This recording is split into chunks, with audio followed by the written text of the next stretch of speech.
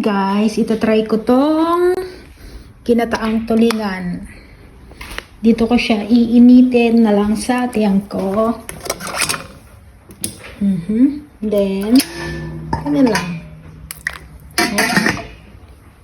Antayin ko na lang ulit. At ayan na nga guys, nabaliktad ko na siya kanina. Okay na siya. So, ayan.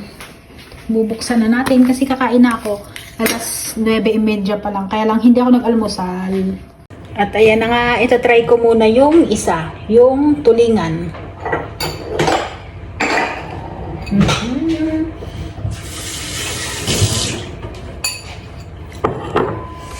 At least, nawala yung cravings ko. Kaya pala ganyan yung suot ko. Kasi nga, tatlong ano na naman yung suot ko. Tatlong jacket. At ayan na nga siya. Tingnan natin. Oh! Shucks. Sarap. Sana maanghang. Kasi parang wala na kaming sili.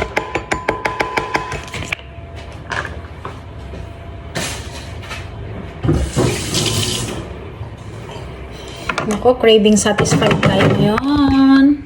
Wait lang. Ayan na siya, ang aking ginataang tulingan.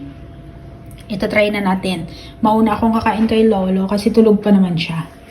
At ayan na nga, yung aking kanin ay bagong saing lang. Mainit pa siya.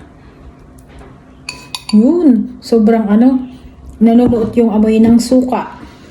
At ng tawag niyan?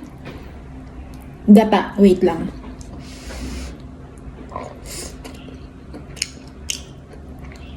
Oh! Shit, ang sarap!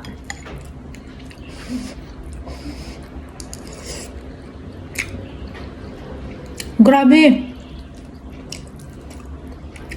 Para ako nasa Pilipinas.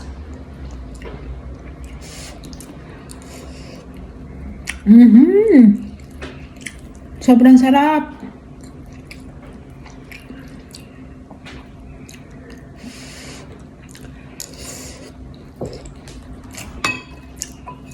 Ang sarap ng sabaw niya. Grabe. Thank you, Jinx Cuisine. Ang sarap po. Order na kayo guys. Mag-PM lang kayo sa nila page. Ilalagay ko sa baba yung link.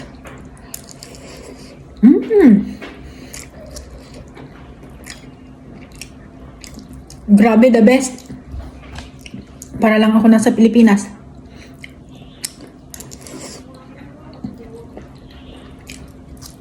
Hindi siya maanghang. Mahilig kasi ako sa maanghang. So, wala kaming sili. Kaya, yun. Pero kung maanghang to, nako po. Siyempre, hindi naman siya pwedeng magbenta na maanghang. Kasi minsan may mga bata, may mga kiddos na kumakain din. Nasa sayo na lang kung kung lalagyan mo siya ng sili. Pero yun nga, wala kaming sili.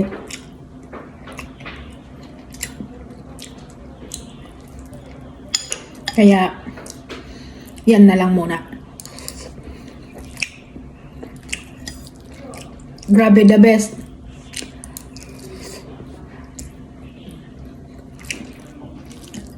Not bad naman siguro kung every month akong mag-order sa kanila. At least nakakain ko yung mga paborito kong pagkain katulad ng laing, saka itong ginataang tulingan at ang binagoongang baboy.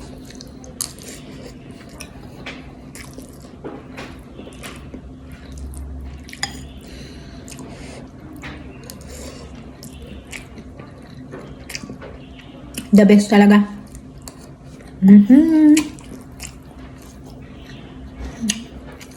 Kaya para maraming umorder sa kanila.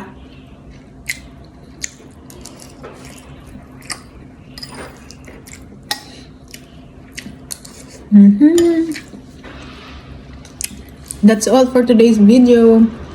Bye-bye.